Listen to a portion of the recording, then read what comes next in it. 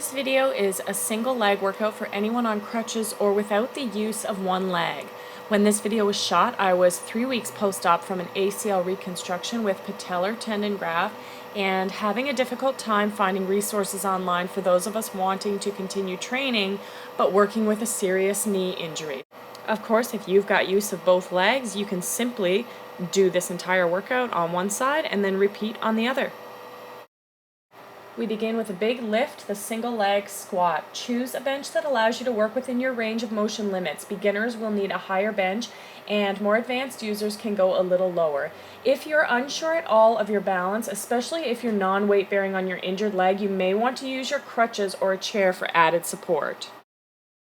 The single leg Romanian deadlift is a great move to target the hamstrings. I call this the instant butt lift because it's great for creating that separation between the back of your leg and your glutes. Once again, if you're non-weight bearing, make sure to use a support for balance.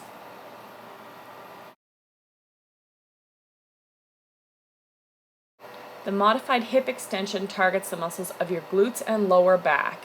Make sure you can get into position safely and keep your legs slightly bent as you brace with your arms.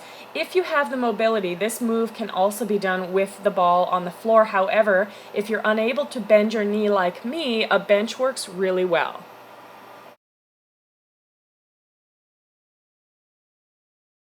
And finally, the single leg glute bridge, injured or not, is my favorite glute building exercise.